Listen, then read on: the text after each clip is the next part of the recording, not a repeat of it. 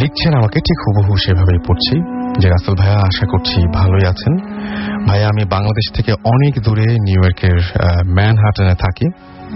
আমি এখানে খুব পরিচিত একটি জায়গায় থাকি, তাই নাম বললাম না। যাই হোক, আমার ফ্ল্যাটটা 12th ফ্লোরে। লিভিং রুমের উইন্ডো দিয়ে তাকালে সুন্দর ভিউ দেখা যায়। আমার বাসায় গেস্ট যখন আসে তখন বেডরুম থেকে ছেড়ে দিয়ে আমি আমার সামনের রুমের সোফায় ঘুমালাম।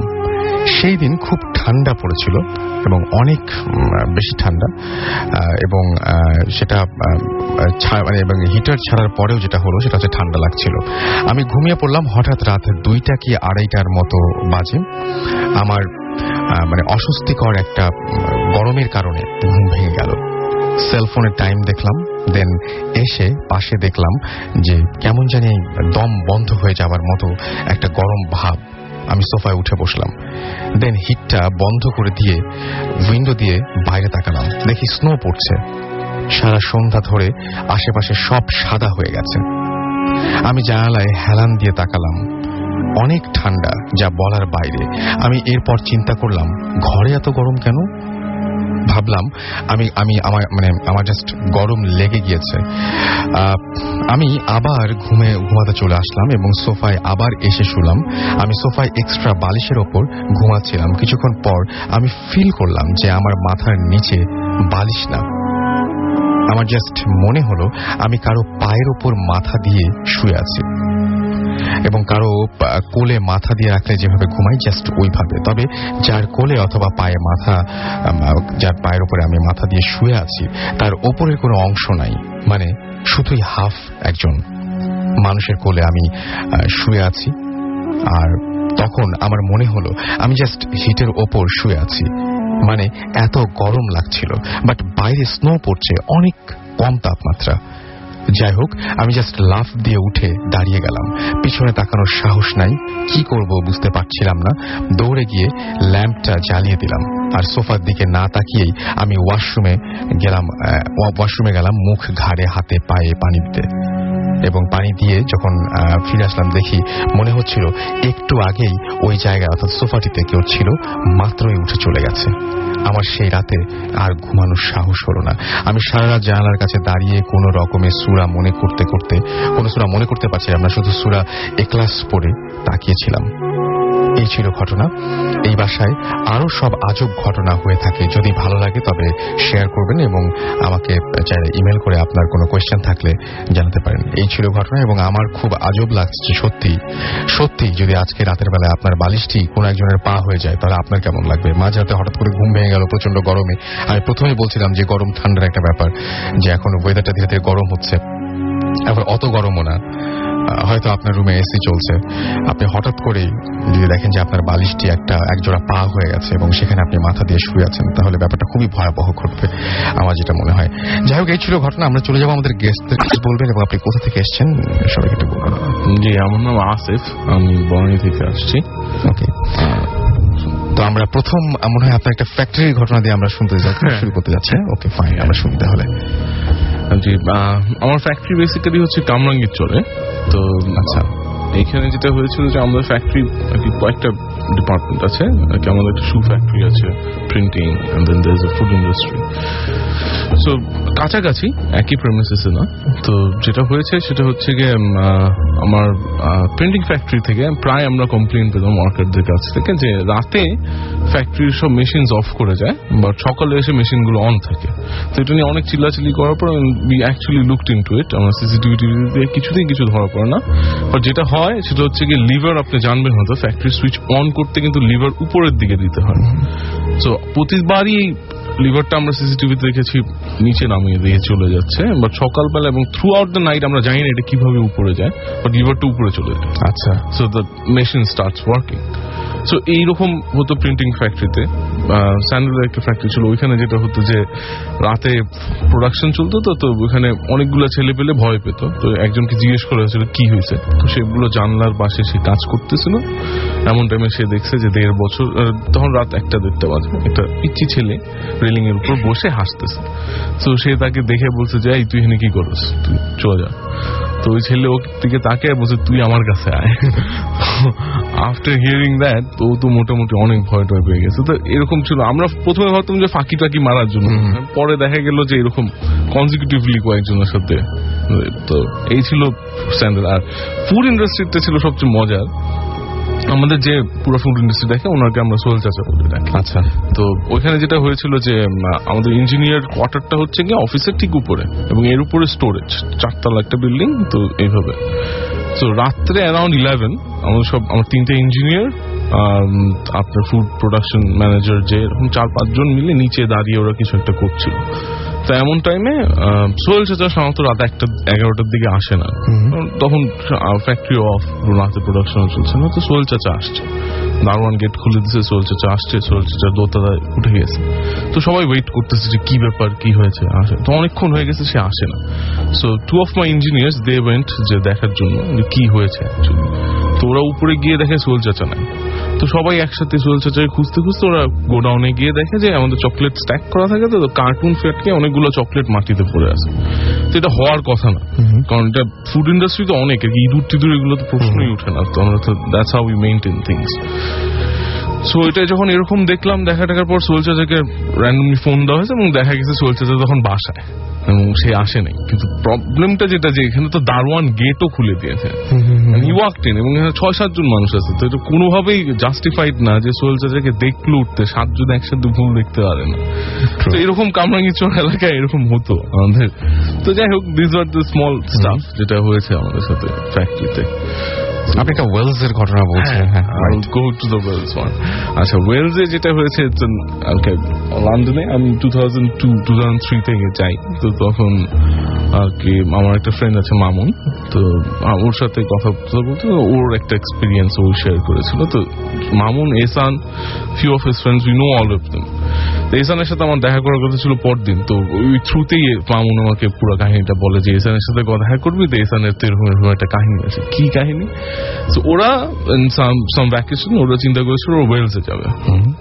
সো 4 of their friends ওরা একসাথে ওই যে ইন্টারনেটের মাধ্যমে নিয়েছে। তো ওরা ভিলা নিয়েছিল একটা top of a mountain.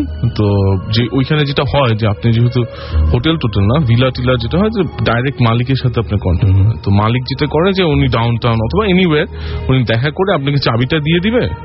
So আপনি পরে you go to your GPS দিয়ে আপনি চলে গেলেন, দিয়ে থাকে টেকে আবার ওইভাবে ক্রেডিট কার্ডে সবকিছু ইয়ে হয়।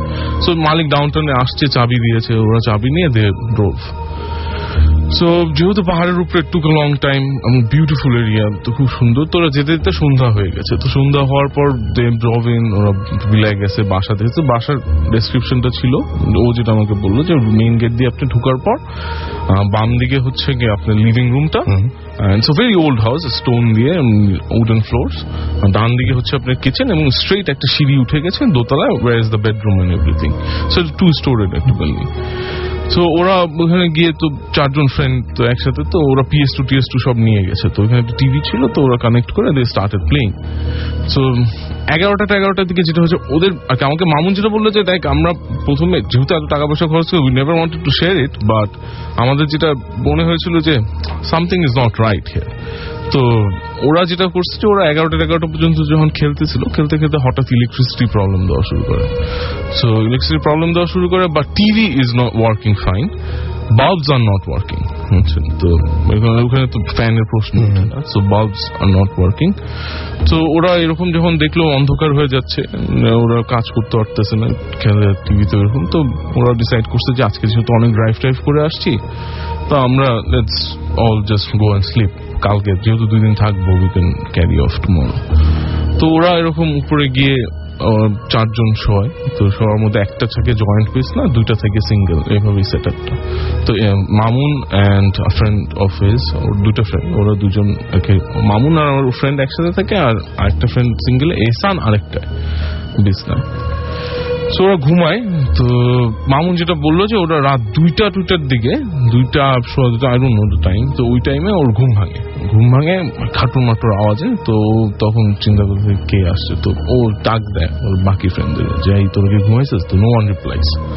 তো তো নো ওয়ান রিপ্লাইজ। তো তখন একটু ইয়ে করে পাশের জনকে ধাক্কা দেওয়ার পর পাশের জন জবাব দেয় যে আচ্ছা তুই তো হ্যাঁ তো কি হয়েছে, বললো যে আওয়াজ শুনতেছিস, বললো হ্যাঁ শুনতেছি, বাট হোয়াট ইজ ইট। তো 2-3 ফ্রেন্ড কথা বলে শুরু করে। এহসানকে যখন ডাক দেয় এহসানের কোনো রেসপন্স নেই। তো ওরা বলে এহসান কই, তো ওরা হাত টর্চ থাকে ওদের সাথে, তো টর্চ দিয়ে ওরা চেক করে দেখে যে Ehsan is not in the bed. তো ওরা 3 ফ্রেন্ড সাথে সাথে নিচে নেমে দেখে এহসান লিভিং রুমে হাঁটতেছে, যেখানে নাকি কোনো ইলেকট্রিসিটি নেই, খালি টিভিটা চলতেছে। তো ওরা এরকম হাঁটতেছে, দোতলাও কোনো ইলেকট্রিসিটি নেই। তো ওরা নিচে, তুই অন্ধকারে হাঁটতেছিস রাত 2টা বাজে, এখানে কি ব্যাপার? বলে না আমার ঘুম আসতেছিল না, so I started walking around. তো ওদেরকে অনেক বকা টকা দিয়ে উপরে নিয়ে আসে, তো নিয়ে এসে ঘুমায়, ওরা শোয়। তো শোয়ার পর ওদের ঘুম আসতেছিল না, বাট মামুন আমাকে বললো যে at some point they slept, আবার ঘুম ভাঙে। ঘুম ভাঙার পর ওরা আবার ওই same repetition of the whole thing, আবার ডাক দেয়। এরকম বলার পর এহসান আবার নেই, নিচে যায়। নিচে গিয়ে এবার কিচেন টিচেন সবখানে দেখে এহসানকে লিভিং রুমে নয়, কিচেনেও নয়। তো কিচেনে যাওয়ার পর ওরা খেয়াল করে পিছে একটা দরজা আছে যেটাতে ব্যাকইয়ার্ডের মধ্যে যাওয়া যায়। তোরা ব্যাকইয়ার্ডে গিয়ে দেখে এহসান ওখানে একটা শাবল নিয়ে, শাবল মানে ওই যে মাটি টাটি খোঁড়ার জন্য শাবল নিয়ে, তো ওরা ওটা নিয়ে হি ইজ ডুইং সামথিং। তো ওকে গিয়ে জিজ্ঞেস করে যে কি সমস্যাটা কি, যে তুমি এখন, বললে না আমার ভালো লাগতেছিল না, আমি ঘুরতেছিলাম, তো আমি বাইরে হয়েছি ব্যাকইয়ার্ডে, এখানে একটা শাবল দেখে আমি জাস্ট কিউরিওসিটিতে এমনি ঘোরাঘুরি করতেছি। They really get pissed off. তো ওরা অনেক চিল্লাচিল্লি করে ওকে নিয়ে উপরে চলে আসে। তো এসে আবার শোয়ার পর ঘুম আসতেছে না, কারণ অবভিয়াসলি আর ঘুমানো সম্ভব না। তো এমন তখন টাইমটা আমার ঠিক জানা নেই, হবে হয়তো 3টা-4টা, যাই হোক। তো এমন অবস্থা ঘুমিয়ে আছে অল অফ ঘুমিয়ে আছে, মানে ওরা সব কেউ ঘুমাচ্ছে না, তাকিয়ে আছে, গল্প করতেছে। এহসানের আবার কোনো জবাব নেই। তো ওরা তখন বলে এহসান কই গেল, তো এহসান কই গেল, কেউ যে ও যে উঠে গেছে এরকমও কোনো আওয়াজ পাওয়া যায়নি। তো কি ব্যাপার, এহসান কই, আবার দেখে এহসান নিচে। ওরা নিচে গিয়ে দেখে কিচেনে, এবার এহসান কিচেনে সে দাঁড়িয়ে কিছু একটা করতেছে। তাকে তখন ওখান থেকে ধরে নিয়ে আসা হয়, মানে কিচেনে গিয়েছে। তো ওই ফ্রেন্ডরা কথা বলতে তো এক টাইম আর কি ওর যেটা হয় যে ওর পিছে একটা ছুরি ওর প্যান্টের মধ্যে আর কি আটকিয়ে রাখছে, লুকিয়ে রাখে যেভাবে, ওইভাবে দ্যাট ফেল অফ। তো বলে যে হোয়াট ইজ দিস, তো বললে যে আমি একটু ছুরি নিয়েছিলাম, কিচেনে গেছিলাম আমি ছুরি খুঁজতে, কারণ আমি ভাবতেছিলাম আমার ব্যাকইয়ার্ডে একটু হাঁটাহাঁটি করবো, তো যেহেতু অ্যাবান্ডেন্ট জায়গা, কিছু যদি অ্যাটাক করে তাহলে I still have a knife. বলে তুই নাইফ পাইলি কই, ছুরি। তো এরকম কথা কাটাকাটি হওয়ার পর ওরা ডিসাইড করে যে ওরা থাকবে না, ফর সাম রিজন ওদের ভালো লাগতেছে, ওরা থাকবেই না এখানে, জাস্ট ওয়েটিং ফর দ্য ডন, ওরা বের হয়ে যাবে। এহসান ওদেরকে বের হতেই দিবে না। আর কেউ বলছে থাক আজকে রাতটা থাক, এত কষ্ট করে আসছে, বলছে না থাকবো না। সো দে ডিসাইডেড যখনই সকাল হয় ওরা ওখান থেকে বের হয়ে যায়। বের হয়ে এহসানকে নিয়ে, এহসান অল থ্রু গাড়ি অনেক ডিস্টার্ব করছে ওদেরকে ফেরত যাওয়ার জন্য, ওরা শুনেই নেই। ওরা কোনো মতে ওকে নিয়ে লন্ডনে আসে। লন্ডনে এসে first thing they do is যে ইস্ট লন্ডনে একটা মসজিদে ইমামের কাছে নিয়ে যায়, এবং ওইখানে যখন ইমামের কাছে যাওয়া হয় তখন ইমাম ওনাকে আর কি অনেক কিছু ইমামের থ্রুতে করছে। তো ওইখানে এহসান স্টার্ট টকিং। তো এহসানকে জিজ্ঞেস করে যে তুই কি, কেন তুই এরকম করতেছিস? তো এহসান সেজ যে আমার ইনিশিয়াল প্ল্যানটা ছিল যে আমি লিভিং রুমে গিয়েছিলাম, কেন ওইটার অ্যান্সারটা দেয়নি। ও শাবল দিয়ে মাটি খুঁড়তেছিল কারণ ওখানে ও কবর বানাচ্ছিল, এবং নাইফটা নিয়েছিল কারণ ওর 3টা ফ্রেন্ডকে ও ভাবছিল ওখানে মেরে ওখানে আর কি দিবে। তো আফটার দ্যাট এরপর আমার এহসানের সাথে দেখা হয়েছে, যেটা হলো যে মামুনরা যেটা বলে যে ও randomly all through till date এখন পর্যন্ত ও প্রায় আর কি সবাই ওই 4টা ফ্রেন্ডকেই বলে যে ওর মা মারা গেছিল অনেক ছোটবেলা, ও বলে যে আমার একটা চেইন পড়ে আছে ওই জায়গাটায়, তো চল আমরা একবার যাই। এখনো সে যেতে চায়, এখনো হচ্ছে অনেক সময় ইনসিস্ট করে যে চল যাই, বাট এছাড়া ওর মধ্যে কোনো ধরনের অস্বাভাবিকতা নাই, না আর নাই। ওই হুজুর ট্রিটমেন্ট মনে হয় করেছে। এই ছিল ওয়েলসের কাহিনী। ওকে, আমরা মাঝখানে একটু চেঞ্জ করি, তারপরে আমরা আরেকজন গেস্ট রয়েছেন আমাদের কাছে, এবং আমি বলবো যে উনি মানে আমরা এরকম পাইনি আসলে, মানে খুব কমই পেয়েছে বলতে গেলে। সেটা হচ্ছে যে উনি নিজেই বলছিলেন যে উনি নিজে পোজেসড। তো তার এক্সপিরিয়েন্স আমরা শুনবো কিভাবে তিনি সেটা হয়েছেন, তারপরে কিরকম ভাবে সময় কেটেছে, এবং উনি অনেক বিষয় নিয়ে কথা বলবেন। এবং উনি আমাকে বারবার করে বলছিলেন যে যারা বিশ্বাস করে না, অনেকে দেখা যায় যেরকম মাঝে মাঝে SMS আসে এবং অনেকে বিশ্বাস করে না, তাদেরকে মানে তাদেরকেও কিছু বলার আছে না। তো আপনারা যারা আসলে অবিশ্বাস করেন তারা আপনাদের অবিশ্বাসের কারণগুলো তার সাথে শেয়ার করতে পারেন, সো উনি হয়তো আপনাদেরকে অ্যান্সার করতে পারবেন। থ্যাংক ইউ রাসেল ভাই। Anyways, going back to my stories, আসলে আমি থেকে স্টোরি বলবো না। It was back in 1993. I was a student of SSC exam. আমি আমার পরীক্ষার বেশ কয়েক মাস আগে আমি একদিন বাসায় ফিরলাম বন্ধুদের সাথে টাইম পাস করে। ইট ওয়াজ অ্যাবাউট 6:30. তখন আমি একটু খেয়াল পড়ে মাগরিবের নামাজ হয় হচ্ছে অ্যাবাউট আজান দেয় হচ্ছে 6:40 or 6:45 এই টাইমটাতেই। তো আমি বাসায় ফেরার পরে সব তোমার রুমে গেলাম, ফ্রেশ হয়ে আমাদের লিভিং রুমে এসে টিভি দেখছি। তো যেহেতু সামনে এসএসসি এক্সাম, মা এসে বললো যে তুমি এক্সাম সামনে পড়তে বসে যাও। তো আমি মাকে কোনো রিপ্লাই না করে আমি বসে টিভি দেখছিলাম। তো বেশ কিছুক্ষণ পরে মা চলে গেলেন। তারপরে আবার বেশ কিছুক্ষণ পরে যখন আসলেন তখন আবার মা এসে বললেন, কি ব্যাপার, তোমার পরীক্ষা তুমি যাচ্ছ না কেন? তো অনেস্টলি তখন থেকে পুরো ব্যাপারটা আমার এরপর থেকে আর কোনো কিছু আমার খেয়াল নেই। 3 months in my life I am absolutely blank. আমি যা শেয়ার করবো আপনার সাথে সে সব কাহিনী শোনা হচ্ছে আমার ফ্যামিলি, আমার বাবা মা, আমার ব্রাদার্স, আমার রিলেটিভস, ফ্রেন্ডস যারা খুব কাছ থেকে ওই সময়গুলো আমাকে দেখেছে তাদের সাথে বা তাদের মুখ থেকে শোনা বা যা হয়েছে সবই আমার নিজস্ব মেমোরিতে কিছু নেই। রাসেল ভাই কোনটা থেকে শুরু করব? আচ্ছা, আমার মনে হয় যে আপনি যেভাবে আমাদেরকে বলছিলেন সেভাবেই বলতে পারেন, মানে আমি যেভাবে শুনেছি সেভাবে, মানে সেটা অনেক ভালো ছিল। আমার মনে হয় প্রথমে যদি আমি বলি যে what happened to me when I was possessed, এটা হয়তো বা খুব নিয়মিত শোনাবে, কারণ আমি যেহেতু লাস্ট 2 বছর ধরে শুনছি বিভিন্ন লোক এসে বিভিন্ন লোক আসেন যার ঘটনা শেয়ার করেন ভূতে ফেমে।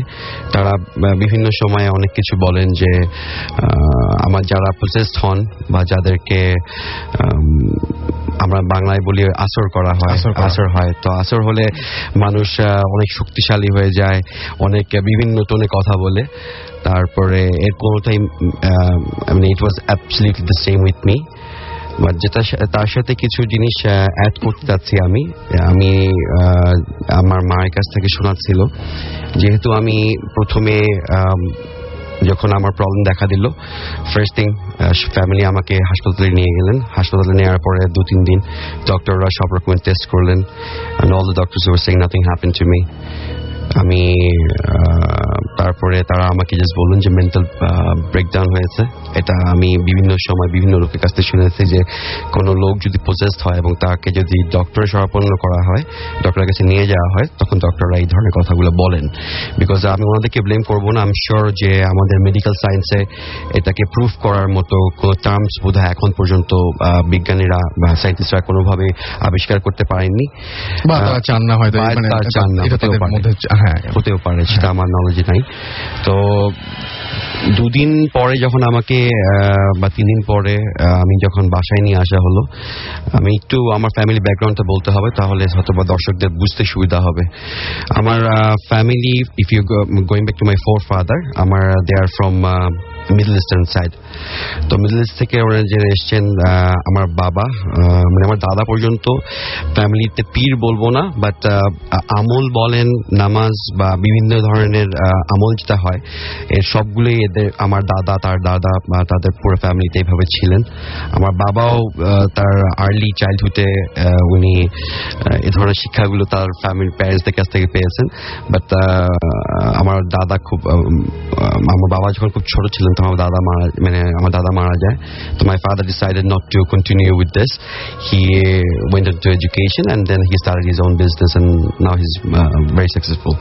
তো তারপরে আমরা তখন মানে পুরোনো সময়কার শোনা যে ফ্যামিলিতে কিছু জিন যারা বলে যে মুরিদ হয়, মানুষ পীরের মুরিদ হয়, এটা একটা নর্মাল টার্মস, বাট জিনেরাও কিন্তু মুরিদ হয়। আমি মুরিদ হয় টার্মসটাকে মানে ক্লেম করছি না, আমি বলবো যে হয়তোবা মানুষ যখন মানুষকে পছন্দ করে, মানুষ মানুষের কাছে আসে, দেখা দেয়, তাদের সাথে শেয়ার করে সবকিছু, হয়তোবা জিনরাও কোনো কোনো মানুষকে তার আমল বলেন বা তাদের কাছে ভালো লাগার জন্য তাদের কাছে আসেন এবং তারা এটা মানে কন্টিনিউ করে যায়। যেহেতু মানুষের জীবন সময়টা খুব নির্দিষ্ট, হার্ডলি আমরা দেখি যে অ্যারাউন্ড 80, 60 বা 70 একটা মানুষ নর্মাল মানে বাঁচে, বাট জিনরা আমার যতটুকু নলেজ আছে বা যতটুকু শুনেছি বিভিন্ন সোর্স থেকে, they live on many hundred years, মানে এক্স্যাক্টলি বলতে পারবো না, বাট ওনাদের আয়ু আমাদের চেয়ে অনেক বেশি হয়। তো শুধু ওই সোর্স থেকে যদি আমি বলি, ওই ইনফরমেশনটাকে বেসিক ধরি, তাহলে বলতে হবে যে কোন জিন যে 1000 বছর বয়স এবং যে মারা যায়নি, সেই হিসেবে যদি আমরা হিসাব করতে থাকি, তাহলে আমরা যদি এখন 2013 সাল চলছে, বাট আমি যদি বলি যে 1000 সাল থেকে নিয়ে আজকে পর্যন্ত একটা জিনও মারা যায়নি, তাহলে হিসাব করতে হবে যে এগেইনস্ট হিউম্যান পপুলেশন, মানে আপনি যদি একটা রেশিও অ্যানালাইসিস করেন, হাউ মেনি জিনস আর দেয়ার। আমি কখনোই, অনেকেই বলে যে পজেস হয় না বা জিন দেখি না বা জিন বিশ্বাস করি না, কত নাম্বার অফ জিন কত এটা আমার বিতর্ক না, আমার একটা স্ট্যাটিস্টিক্স আমি দিচ্ছি দর্শকদেরকে, ওনারা নিজেরাই চিন্তা করে বের করে নেবেন যে what should be the ratio 1:, একজন মানুষ সমান কতজন জিন হতে পারে। এবং আমি শিওর যারা দর্শকরা শুনছেন, যারা ভয় পান না, তারা হয়তো তাদের আশেপাশে এখনো নাম্বার তো চিন্তা করে কিছুটা হলেও ঘাবড়াবেন, বাট নট টু ওয়ারি, আমি শিওর যদি এটা বাস্তবে এইভাবেই হতো তাহলে একটা মানুষও বোধহয় নর্মাল থাকতো না। আমি ঠিক আছে, এই ব্যাপারটা পরে আমি যেটা বলবো যে সময়, একটা সময় থাকে দিনের নির্দিষ্ট কিছু সময়, এটা আমি কিছু স্টাডি করেছি, আমার স্টাডি থেকে পাওয়া, বিকজ যখন আমি 3টা মাস আমার লাইফ থেকে চলে যাওয়ার পরে আমি টুক আ লট অফ টাইম, বিকজ আপনি যখন 3টা মাস ব্ল্যাঙ্ক বলি, আমি শুধু 3টা মাস না, আমার আর এরও আগে লাইফের কিছু মানে মেমোরি আমার ব্ল্যাঙ্ক হয়, যেটা আমার সময়ের সাথে আস্তে আস্তে আমি আবার মনে করতে পারি, বাট আফটার 3 মান্থস আমি মেমোরিতে আমার ছিল না। তো ওই সময়টা আমি যখন দেখলাম যে আমাদের এখানে মানে যে ধরনের মানুষ আছেন, মানুষ যারা বলছে যে বা যারা বিশ্বাস করেন যে জিন এক্সিস্ট করেন, এবং তারা কিছু প্রচলিত কথা বলে গিয়েছেন যে আর্লি মর্নিং এ, মানে ভোর রাত বলতে আমরা বুঝি যে সুবাহ সাদেককে, বাট আর্লি মর্নিং বলতে আমি বোঝাচ্ছি 2:15 থেকে নিয়ে 4:30, রাত 4:30, এই টাইমটা মাঝখানে আমি শিওর আপনি আমার সাথে এগ্রি করবেন যে আপনার যতজন গেস্ট এসছেন যে রাতের ঘটনাগুলো বলেন, তারা কিন্তু মোটামুটি এই টাইম ফ্রেমের মধ্যেই বলেন। তারপরে দুপুর 12টা বলা হয়, দ্যার ইজ এ টাইম। তারপরে আমি আরেকটা বলবো যে মাগরিবের নামাজের যে আজানটা হয়, আজানের 15 মিনিটস আগ থেকে নিয়ে আজানের পরেও আরো 15 মিনিটস, এই টাইমগুলোতে আমার মনে হয় যেটা, আমি যতটুকু আমি আবার বলছি যে আমি যথেষ্ট অ্যানালাইসিস করেছি, because I want to know what exactly happen with me, যদিও জানি কিছুই করতে পারবো না, হোয়াট হ্যাপেন ইট হ্যাপেন, তবুও একটা কৌতূহল থেকে আমি স্টাডি করে যখন দেখলাম, আমার ফাইন্ডিংসটা হচ্ছে এরকম যে মানুষের 365 ডেজ সার্কেলের মাঝে দেয়ার ইজ আ টাইম যখন মানে প্যারানর্মাল, যেটাই আমি বলি, জিন বলি, আমি ভূত বিশ্বাস করি না, আমি প্রেত এ ধরনের কোনো ওয়ার্ড বিশ্বাস করি না, আমি মনে করি এটা জিনের বা জিনের মধ্যে ভালো বা খারাপ যেরকম আছে, ও খারাপ জিনটা যাকে বলছেন, ওদের এনকাউন্টার উইথ হিউম্যান বিং যখন আসে, তখন ওরা ওটাকে বলছে যে এটা ভূত বা এটা ওটা পেতনি বলে বা অনেক ধরনের নামে অনেক কিছু বলে। তো আমার বিশ্বাসটা হচ্ছে জিনের উপরে। তো এই সময়গুলোতে তারা অ্যাক্টিভ থাকে প্রচুর, তারা বেশ অ্যাক্টিভ হতে পারে। আর আমি আরেকটা জিনিস আপনাকে বলবো যে এক্সেপ্ট জিন, there is another thing, প্রেতাত্মা বলেন অথবা স্পিরিট, it is 100% true, আমি বিশ্বাস করি তাকে, খুবই বিশ্বাস করি। স্পিরিটস আছে, স্পিরিটস যারা আছে তারা হচ্ছে কষ্ট পেয়ে যারা মারা যান, যাদের ডেথটা নর্মাল না, স্পেশালি কিছু লোক যাদের অকাল মৃত্যু হয় যে কোনো দুর্ঘটনার কারণে, অথবা খুব কষ্ট নিয়ে যখন একটা মানুষ মারা যায়, তখন তার সোলটা পৃথিবী থেকে যেতে চায় না। এটা আমার বিশ্বাসটুকু কারণটা আমি এক্সপ্লেন করব। আমি কিছু বই পড়েছি, বইয়ের রেফারেন্সেও আমি দেখেছি যে হ্যাঁ ইট ইজ ট্রু, এবং আমি পার্সোনালি কিছু স্টাডি করে দেখেছি যে মানুষের সাথে যে প্যারানর্মাল ঘটনাগুলো আমরা বলি সেখানে দুটো জিনিস আমি বলবো। জিন যদি আপনি বলেন, জিন বললে আপনি হুজুরের কাছে যান, বা যারা জিন প্রসেস হওয়া লোককে ঠিক করতে পারেন, সে হুজুর হোক আর যেই হোক, তাদের কাছে গেলে আপনি এটা থেকে মুক্তি পেতে পারেন। বাট কিছু জায়গার ব্যাপারে বলা হবে, কিছু ভাষা বলেন, কিছু স্পেসিফিক এরিয়ার কথা বলা হয় যে ভাই ওখানে গেলে ইউ ফিল সামথিং ডিফারেন্ট, এখানে কিছু একটা প্রেজেন্স ফিল করা যায়, এবং ওখানে দেখা যাচ্ছে আপনি যত কিছুই করেন না কেন you can't get out of it. তো আমার বিশ্বাসটা হচ্ছে এ ধরনের এনভায়রনমেন্টটা ইজ বেসিক্যালি স্পিরিটস দ্বারা, মানে স্পিরিটস এর কারণে এটা হয়। আর আরেকটা যেটা আমি বলবো, ডেভিল, এটা একটা মানে আমার পার্সোনাল অ্যানালাইসিস আমি থেকে বলছি, এবং আমি রেফারিং টু মেনি বুকস, আমি নিজে পার্সোনালি স্টাডি করেছি, এবং আমি যেহেতু ব্যবসার কাজে হোক, আমি পৃথিবীর বিভিন্ন দেশে যাই ব্যবসার ফাঁকে, যদি কোনো লোককে আমি পাই যে he might be an interesting person who can share interesting stories about paranormal activities, আমি তার সাথে শেয়ার করি, এবং বিভিন্ন লোকের বিভিন্ন মতবাদ নিয়ে আমি নিজে একটা কিছু কনক্লুশন নিজেকে দেওয়ার চেষ্টা করেছি, সেটাই আমি শেয়ার করছি আপনার সাথে। ডেভিল ওয়ারশিপার্স বলা হয়, ডেভিল ওয়ারশিপ হয়, এবং আমি আপনার এই অনুষ্ঠানের মাধ্যমে বিভিন্ন সময় শুনেছি, স্পেশালি আপনাদের সুমন ভাই গোস্ট হান্টার্স, বাংলাদেশের গোস্ট হান্টার্স, উনি বিভিন্নভাবে শেয়ার করেছেন। তো ডেভিল ওয়ারশিপার্স আছে, এবং এটাকে আমরা বলছি ব্ল্যাক ম্যাজিক হয়। তো দিস আর মাই অ্যানালাইসিস। আমি আশা করছি যে যারা ভয় পান না তারা এগুলি সম্পর্কে একটু সচেতন হবেন। আচ্ছা, আমরা এখন ঘটনায় যাব, তবে ছিলাম এবং আমরা একটু আগে শুনছিলাম আপনার ঘটনা, এবং একটা জিনিস আপনি সেই সময় বলছিলেন আমাদেরকে গল্প, মানে আপনার ঘটনাগুলো বলার সময় একটা পর্যায়ে বলছিলেন যে আপনি 3 মাস, জাস্ট আপনার এসএসসি পরীক্ষার আগে থেকে 3 মাস আপনি পজেসড ছিলেন, এবং সেই সময় আপনাকে ট্রিটমেন্টের ব্যবস্থা করা হয়েছিল। আপনি একটা কথা বলছেন যেটা মাঝি, ওই ব্যাপারটা আমি একটু সবার কাছে একটু ওই জায়গাটা যেতে চাই একটু। ওকে রাসেল ভাই, আমার আগেই বলেছি, ডাক্তারের কাছে যাওয়ার পরে হসপিটাল থেকে আমাকে বলা হলো যে না, মানে আমার ফ্যামিলি যেটা আমাকে বললো যে হি ইজ মেন্টালি ডিস্টার্বড। এটা বলা হয়নি ডিরেক্টলি, বাট বলা হয়েছে মেন্টালি ব্রেকডাউন, নার্ভাস ব্রেকডাউন বলা হয়েছে। তো যেহেতু পরীক্ষার আগে বা এরকম কিছু একটা হতে, আমি আই ডোন্ট নো, আমি অনেক সময় শুনেছি যে যারা প্রজেস্ট হয়েছেন, আমি দুজনের সাথে কথা বলেছি, ওনাদের একই রেজাল্ট ছিল, হসপিটাল থেকে এই ধরনের একটা রিপোর্ট দেওয়া হয়। বাট আমি আগেই যেহেতু বলেছি, আমার ফ্যামিলি, আমার বাবা, স্পেশালি আমার বাবা, উনি যেহেতু আমার দাদা বা তাদের জেনারেশন থেকে উনি এই ধরনের ব্যাপার সম্পর্কে অবগত ছিলেন, উনি জিনিসটা রিয়েলাইজ করার কিছুটা হলেও আঁচ করতে পেরেছিলেন যে দেয়ার মাইট বি সামথিং রং। এবং আমার বাবা এবং আমার মা, ওনারা যত রকমের হুজুর বলেন ওনাদের সোর্সে বিভিন্ন রকম হুজুর এবং বিভিন্ন রকমের ট্রিটমেন্টের ব্যবস্থা করলেন, তারপরেও আসলে আমার কোনো অবস্থার উন্নতি খুব একটা হয়নি। শেষ পর্যন্ত একজন মানুষ, উনি কোনো হুজুর না, উনি একজন মাঝি, ওনার সাথে আমি পরবর্তীতে সুস্থ হওয়ার পরে আমার 2 বার মিট করার সৌভাগ্য হয়েছিল।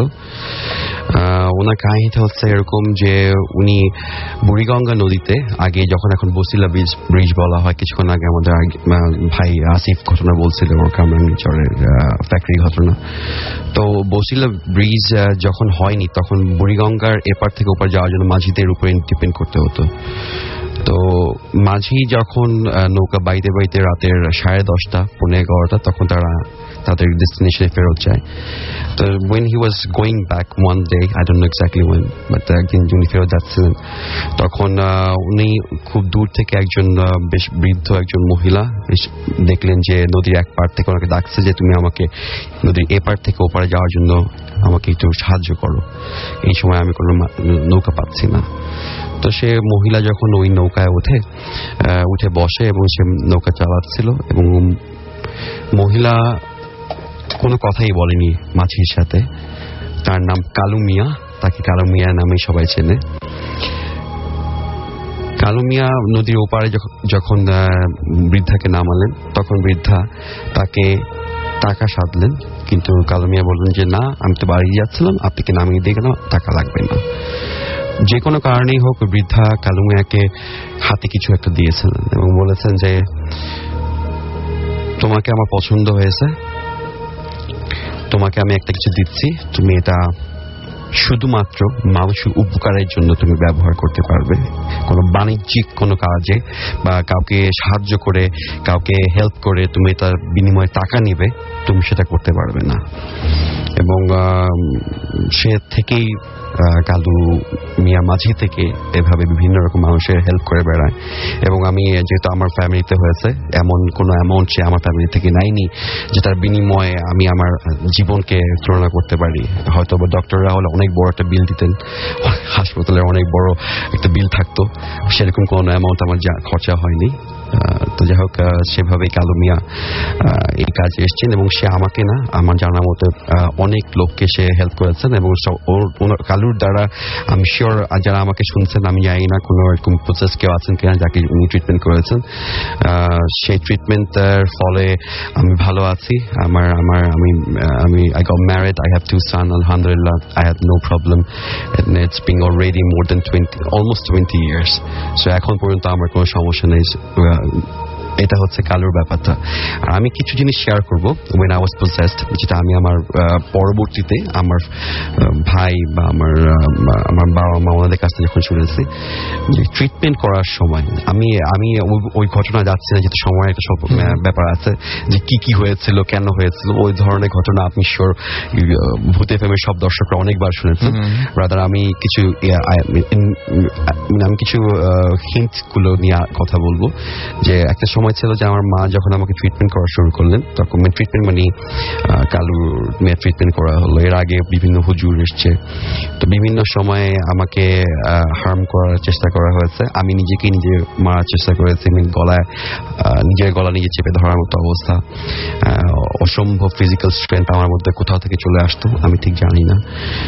বলা হচ্ছে যে 2-3 জনকে আমি বা মানুষকে আমি কোনো মানুষই মনে করছি না, ব্যাপারটা এরকম আর কি, যারা আমাকে হয়তো বা ওই মুহূর্তে অস্বাভাবিক কোনো কারণেই তারা ধরে রাখতে চেয়েছিল। তারপরে যখন আস্তে আস্তে ট্রিটমেন্ট করতে করতে যখন দেখা যাচ্ছে যে অবস্থার উন্নতি হচ্ছে না, তখন আমার মা উনি যথেষ্ট সাহসিকতার পরিচয় দিয়েছেন। আমি বলবো আমার মা যে কাজটা আমার জন্য করেছেন হয়তো বা মা বলেই সম্ভব। একটা পর্যায়ে ছিল যে আমার কাছে কেউ আসতে পারতো না, এবং কালুর যে ট্রিটমেন্টটা ছিল সেই ট্রিটমেন্টটার প্রধান বৈশিষ্ট্য ছিল আপনাকে গায়ে ছোঁয়াতে হবে। ওতে কি লেখা ছিল বা কি আছে আমার মাও জানেন না, এবং ওটা খোলা নিষেধ ছিল। গায়ে ছোঁয়াতে হবে। তাবিজ গায়ে দেওয়া মানে আপনার শরীরে কোনো তাবিজ দিয়ে দেবে এরকম কোনো ব্যাপার ছিল না। কিছু পানি ছিল যেটা হয়তো বা আমার উপরে মানে ছিটানোর ব্যাপার ছিল একদম নির্দিষ্ট কিছু টাইমে। এবং আমি পরবর্তীতে শুনেছি যে একদিন আমার মা রাতের তখন বোধ হয় অ্যারাউন্ড 10-10:30 or 11:30 কিছু একটা সময় হবে, তখন আমার মা এসছেন রুমে। আমাদের দোতলা বাড়ি, তো ফার্স্ট ফ্লোরে লিভিং রুমে আমি শুয়েছিলাম সোফার উপরে, এবং আমি আলো সহ্য করতে পারতাম না। If there was a light, আমি প্রথম কথা লাইটটাকে বন্ধ করব। এবং আমি শুয়েছিলাম, তো আমার মা এসছেন। এসে উনি আমাকে বোধহয় কোনো রকম ট্রিটমেন্ট করতে, যেটা কালু নির্দেশ দিয়েছিল সেভাবে উনি ট্রিটমেন্টগুলো করছে। বিকজ আমি কালু ওই মুহূর্তে আমার সামনে আসাটা, কালু ওইটা নিজের জন্য সেফ ফিল করেনি। ওই ঘটনাটা আমি একটু পরে বলবো আপনাকে। বাট ওই মুহূর্তে মা যখন এসছে, তখন উনি আমার গায়ে যখন কিছু একটা ছোঁয়ালেন, তখন আমি অসম্ভব বাজে ব্যবহার করি মায়ের সাথে, এবং তাকে খুব শক্তভাবে আমার মাকে ধরে বসি, যেটাতে আমার মা প্রচন্ড ব্যথা পেয়েছিল। সে পিছনে আমার বাবা ছিল, আমার ভাইরা ছিল, দে হেল্পড, মাকে ছুটিয়ে নিয়ে আসছে। ওনার ক্ষতি হয়নি, বাট ডেফিনেটলি বুঝতেই পারছেন যে 2-3 জন লোক আমাকে ধরে রাখতে পারছে না। ও অবস্থায় যদি আমি একজন মা ওনাকে আমি এভাবে জোরে ধরি, ডেফিনেটলি উনি তো অনেক শারীরিকভাবে ব্যথা তো ডেফিনেটলি পেয়েছেন। এরপরে আরেকটা মজার ব্যাপার ছিল যে মজার কাহিনী বলবো, এটা আমার এখন ফানি শোনাচ্ছে অথবা যে আমি আমার নিজের ব্যাপারে এই গল্প শুনছি আরেকজনের কাছে, এটা তো ব্যাপারটা ফানি অবশ্যই। তো আমি কালু যেদিন ফার্স্ট ট্রিটমেন্ট করার জন্য আমার বাসায় আনা হয়, আমার বাসায় একজন কেয়ারটেকার আছেন যার বয়স, চাকরির বয়স আমার বাসায় এবং আমার বয়স সমান। তো হানিফ কাকা বলি আমরা ওনাকে, হানিফ কাকা ওনাকে নিয়ে আসলেন বাসায়। তো বেলা তখন 10টা থেকে 12টা এর মধ্যে কোনো টাইম হবে। আমি উপরে বসা ছিলাম, আমার মা সাথে ছিলেন। তো উপরে আমি ইজি চেয়ারে বসে বসে মানে কি করছেন ঠিক জানিনি, বা গল্পের যখন শুনেছি কাহিনী তখন আমাকে কেউ বলেনি যে আমি কাজটা করছেন, তো বলতে পারছি না। তো হঠাৎ করে নাকি আমি মাকে বলছি যে মা কে এসছে বাসায়। তো আমার ধানমন্ডিতে আমার বাড়িটার সামনে বেশ বড় একটা বাগান, খোলা জায়গা আছে।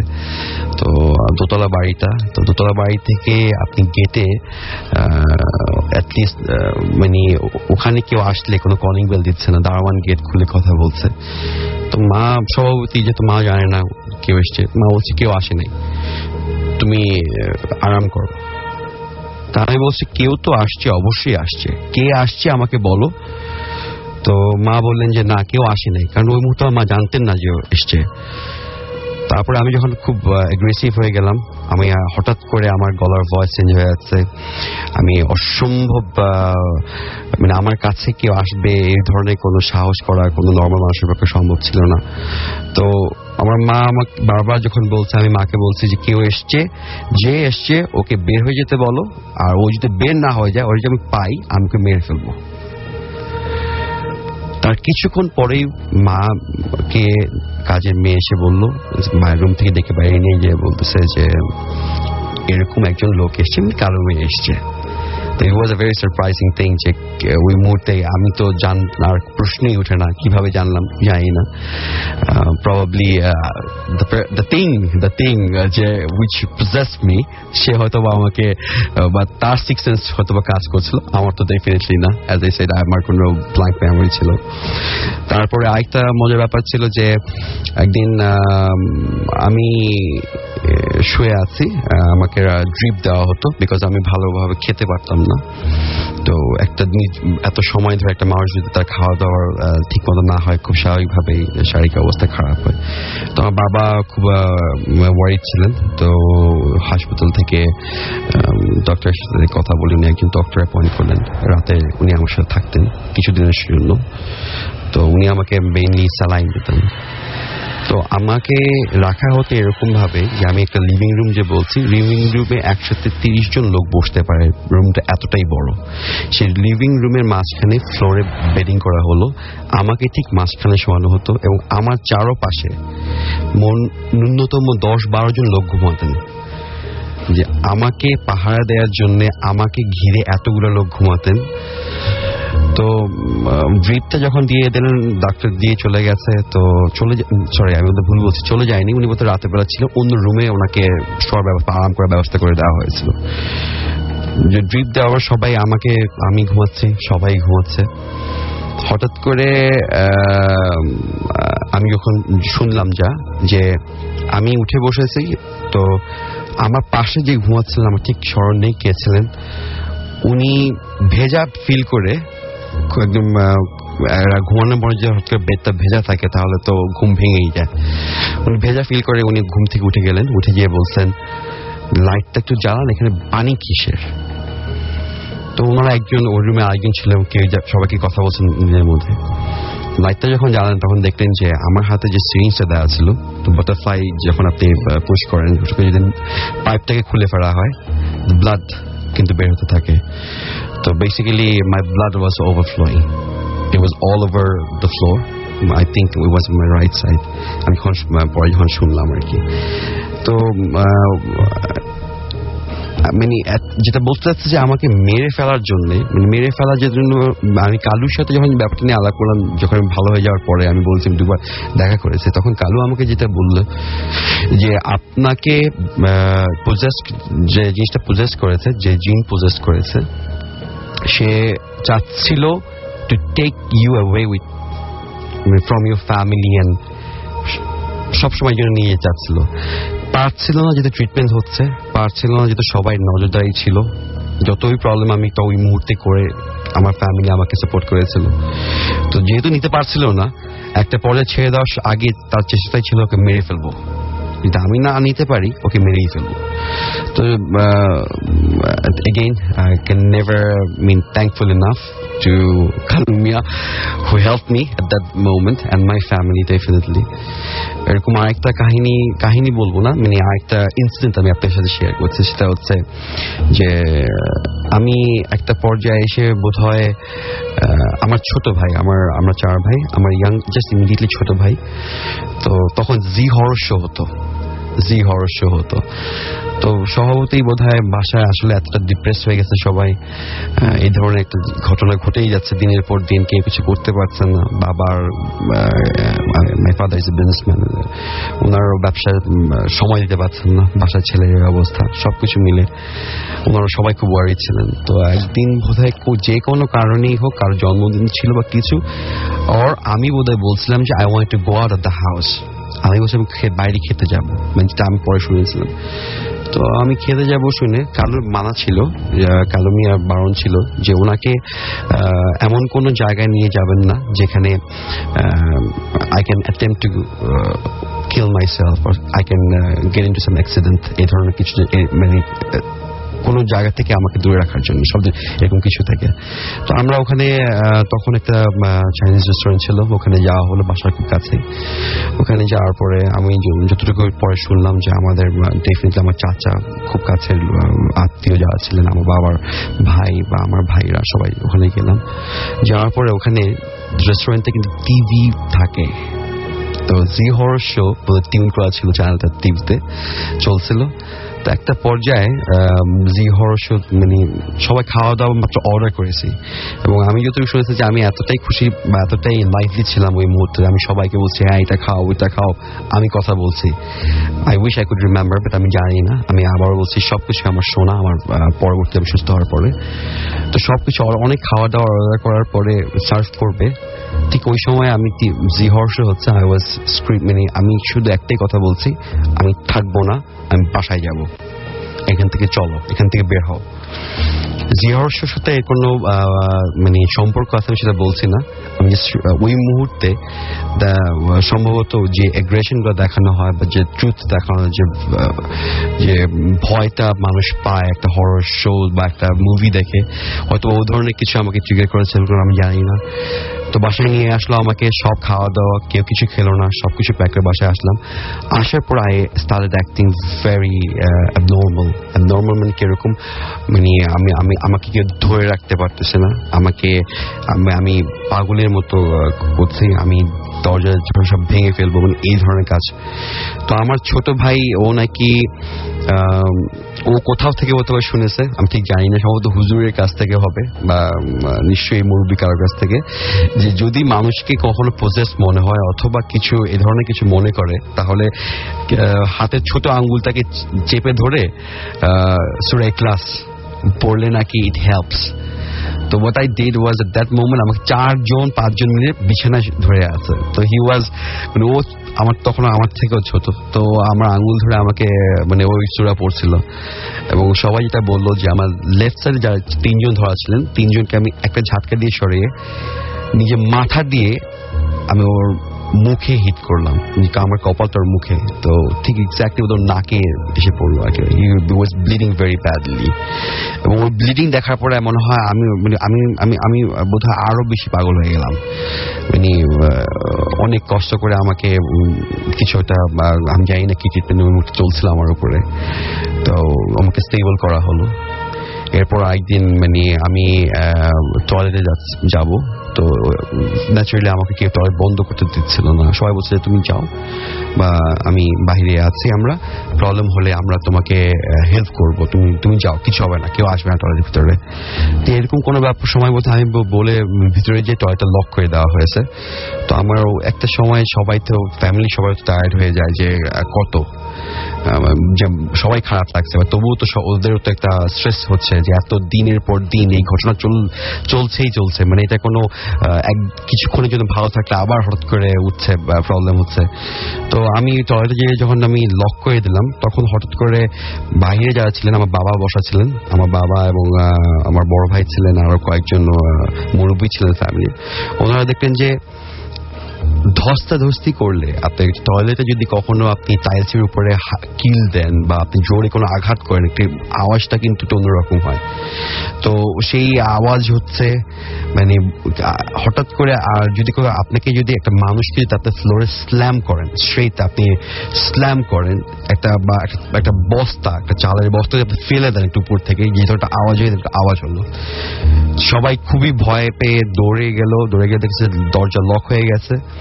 আমি জানি না লকটাকে আমি করেছি না অন্য কোনো কারণে লক হয়েছে, আমি জানি না।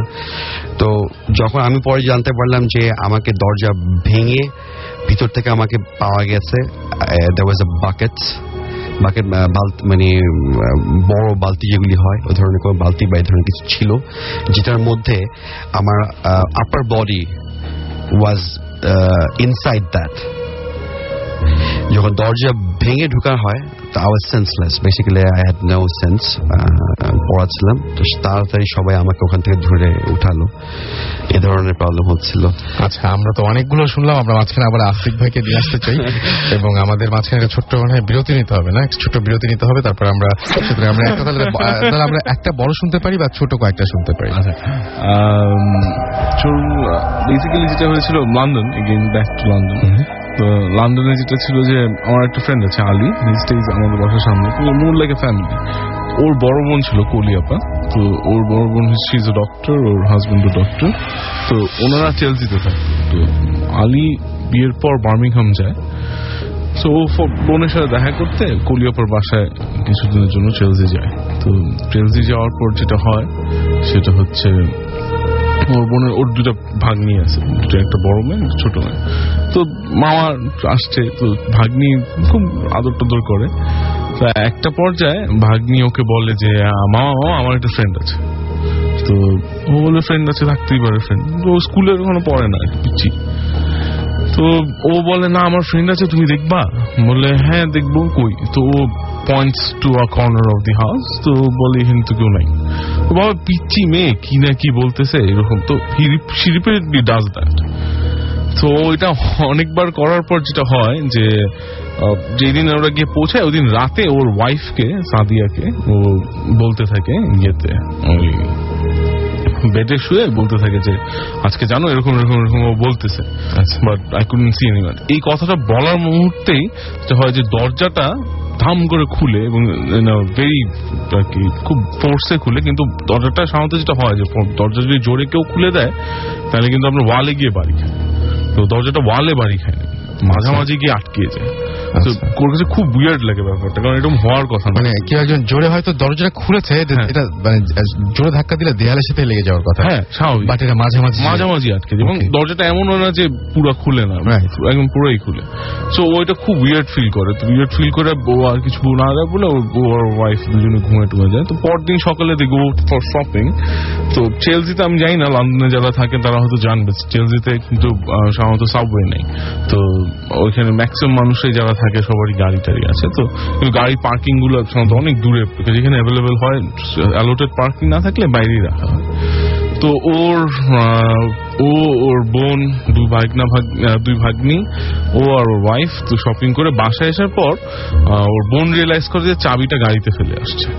তো বড় ভাগ্নি যেটা, বড় মেয়েকে নিয়ে উনি পিছিয়ে যায়, আর ওদের হাতে শপিং ব্যাগস থাকে দেখে শপিং ব্যাগস নিয়ে বলে তোমরা দাঁড়াও আমি চাবিটা নিয়ে আসি। দেন দিস স্মল চাইল্ড ও বলে মামা আমার ফ্রেন্ড তো ভিতরে আছে, বলি খুলে দিতে। ও যেটা করে যে ও তো র্যান্ডমলি বলে হ্যাঁ বল, নিতে খুলে দিতে, মানে বিশ্বাস না করে একদম আর কি খুব নর্মালি। এবং that's when things go turn different, যে ওকে যখন বলে যে ভিতর খুলে দিতে, ও জানি না কি বলে, ভিতর থেকে ঠাস করে গেটটা খুলে যায়, গেট ওয়াজ লকড। এবং এটা যখন হয় ও তো ওখানে মারাত্মক, আমার এখন নিজেরই গুজবাম্প হচ্ছে, কারণ I know them very well. তো ওরা প্রচন্ড ভয় পায় যে তারপর কলিয়াপা আসার পর কলিয়াপাকে বলা হয় যে এরকম এরকম হয়েছে, তো সে স্বাভাবিকলি জিনিসটা খুব ইম্পর্টেন্ট। আর তার চেয়ে বড় কথা হচ্ছে ওনারা বাসাটা কিনছে কিছুদিন আগে, you know how much they have to go through. তো ওনারা তারপর এটা খুব ইগনোর না করে তারপর আলিয়া চলে আসে, এবং যেটা হয় যে তার 2 মাস বা 3 মাস পর কলিয়াপা এখন বাংলাদেশে, ওনার হাজবেন্ডও বাংলাদেশে, he is a practising doctor in institute. তো কিন্তু আমরা এখন পর্যন্ত কেউ জানি না ওনারা কেন চলে আসছে ওই বাসা থেকে, এবং পিচিটাকে নিয়ে সবাইকে নিয়ে এসে বলছেন she is fine now. But ওই মুহূর্তটায় যে গেটটা যখন খুলে দিতে বলে এবং সে ভিতর থেকে গেটটা খুলে দেয়, that's when it was very obvious যে সেটা মানে এটা সামনাসামনি ঘটলে যে কেউ ভয় পাবে একদম। এটা যে হচ্ছিল এবং এটা খুবই আজব লাগছে আমাদের কাছে। সেটাই। আর আমরা একটু শুনে ফেলি। আর না, আমার অ্যাকচুয়ালি বেসিক্যালি ওই সিলেট রিলেটেডও আছে অনেক কাহিনী। যে সিলেটে যেটা আমি ছোট ছোট করে বলি, যে সিলেটে আলিদেলি ইনফ্যাক্ট ওদের ফ্যামিলিতে seems like trance in the blood. তো ওর বাসায় যেটা হয় যে সিলেটে ওর আব্বারা ওদের বিরাট এলাকা নিয়ে, বাগেরহাটে ওদের বাসা, বাগেরহাট না বাগেরহাট আমি জানি না ওই জায়গাটা কি বলে, বাগেরহাট বলে। হ্যাঁ, তো ওইখানে ওদের এলাকা, পিছে বিল আছে এবং সামনে প্রপার্টি পুরোটাই ওদের বলতে গেলে। তো গ্রামে ওদেরকে সবাই এক নামেই চিনে। তো ওই বাসাটা যে প্রবলেমটা হয়, ওই বাসাটার সামনে একটা বাসা, পিছে আর একটা বাসা আছে যেখানে গেস্টরা খালি থাকে। ওইখানে ওনারা একটা ড্রয়িং রুম বানিয়েছে। তো ড্রয়িং রুমের মধ্যে বড় টেবিল আছে, গোল 12 সিটার একটা গোল টেবিল। তো এরকম ওই বাসাটা কেউ থাকে না বেসিক্যালি। তো ওইখানে ছোট ছোট অনেকগুলো কাহিনী হয়েছিল খুব এক্সট্রিম লেভেলে, যেরকম ওদের কাজের মেয়ে মারা গেছে 2টা, এবং এটা নিয়ে অনেক পুলিশ কেস টেস হয়েছে, কারণ কাজের মেয়েকে বিলের মধ্যে হাফ বডি বিলের ভিতরে ছিল, একটা কাজের মেয়ের কমোডের ভিতর থেকে বের করতে হয়েছে। কমোডের তো আপনি জানবেন কতটুকু, এখানে কিন্তু হাফ বডি ঢুকে যাওয়া ইজ নট পসিবল। ওটা নিয়ে অনেক আনন্যাচারাল। তো গ্রামের পুলিশ তো এরাও বুঝে ব্যাপারটা, তো এরাও যাই হোক এটা সেটেল করে। তো ওইখানে অনেক হুজুরকেও নিয়ে যাওয়া হয়েছিল, এবং হুজুরের সাথে এমন হয়েছে যে হুজুর ঘর বন্ধ করতে পারে নাই, কারণ হুজুরকে রাতে খাট থেকে উড়িয়ে ফেলে দেওয়া হয়েছে। তো এরকম ছোটখাটো অনেকগুলা কাহিনী ওই বাসায় প্রচুর হয়েছে। তো if you people are interested, most probably আমরা যেটা ভাবছিলাম ওটা বলে দিতে পারি যে ওখানে গিয়ে সেটা ভাবছিলাম যে আমরা যেটা দেখেছিলাম যে আমরা ফ্রেন্ডরা একবার এরকম যাই। তো আমরা অ্যাকচুয়ালি এইসব কাহিনীও আমাকে বলে নাই, আমাদের কাউকে বললে হয়তো কেউ যেতাম না। তো আমরা যাওয়ার পর যেটা হয়েছিল যে আমরা এরকম রাতে কার্ড খেলে, তো সকালের দিক হয়ে গেছে, তো এলাকার বাউন্ডারির ভিতরে তো আপনি জানবেন হয়তো সিলেটে বাসার বাইরের গেট গুলো কিন্তু হিউমাঙ্গাস থাকে এবং পুরোটা ঘেরাও থাকে। তো ওর ওইখানে যেটা হয় যে ওখানে আমরা কার্ড খেলতে থাকি, কার্ড খেলার অবস্থায় হঠাৎ জানলায় খুব জোরে একটা থাপ্পড় দিয়েছে, খুব জোরে বাড়ি দিলে যেটা হয়। সো ন্যাচারালি সবাই দরজা খুলে বের হয়ে, আর ওরা যেহেতু যে কার এত বড় সাহস, কে এই কাজ করছে ফাইজলামি করতে, কারণ কোনো বাতাস নাই, কিছু নেই, গরমের সময় গেছে, কোনো বৃষ্টিও নাই। তো এরকম হওয়ার পর আমরা বললি, তো ওদের ড্রাইভার আবার খুব পুরানো, ড্রাইভার বলে যে ভাইয়া আপনারা বন্ধ করেন কার্ড খেলা, ফজরের সময় এসে ঘুমিয়ে যান আপনারা সব। তো আমরা সবাই শুয়ে পড়ি। তো শোয়ার পর যেটা হয় যে আমি, আলী, সুজন, আনাদার গাই সুমন নাম, তো আমরা 4 জন এখানে ছিলাম এবং কিছু ফ্রেন্ড ছিল। তো সবাই মিলে যেটা হয় যে আমরা একটা সময় বুঝতে পারি যে রুমের ভিতরে কেউ আছে, এবং আমাদের একটা ফ্রেন্ড আছে লালু, তো ওর নাম অ্যাকচুয়ালি সুমন, তো আমরা লালু বলে। তো যাই হোক, ও বলে যে সামথিং ইজ রং, তোরা উঠ।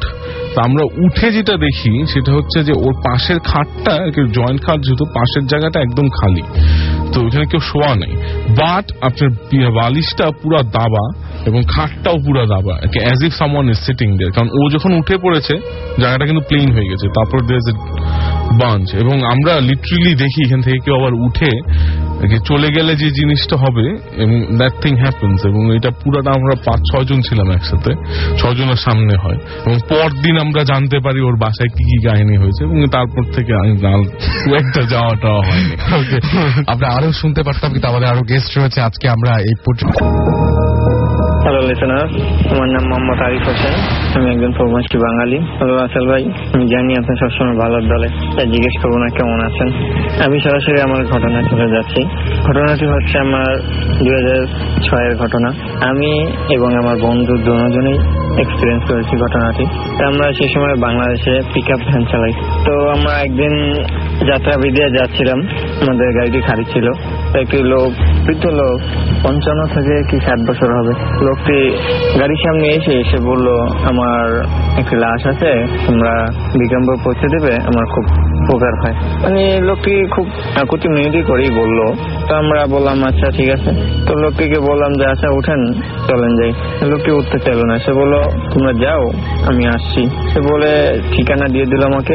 যত ঠিকানায় আমরা পৌঁছে গেলাম। পৌঁছে গিয়ে দেখি যে ঠিক আছে, সেখানে আগে থেকেই লাশ সব রেডি করা ছিল, তারা রওনা দিবে করে।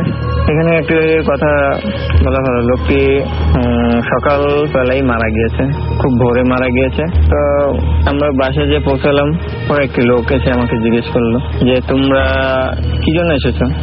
বললাম এই লোকটি, একটা লোক বললো আমাদেরকে একটা লাশ আছে, সেটা বিক্রমপুর পৌঁছাইতে হবে। হ্যাঁ বিক্রমপুর পৌঁছাইতে হবে, তো আমি তো কাউকে পাঠাইনি, সে বললো। তো আর বেশি কথা না বাড়িয়ে সে বললো আচ্ছা ঠিক আছে। তাদের মানে ইচ্ছে ছিল আরো 3-4 ঘন্টা পর লাশটিকে তারা গ্রামের বাড়ি নিয়ে যাবে। সেই সময় মাগরিবের সময় হয়েছে, প্রায় সন্ধ্যায় হয়ে গিয়েছে।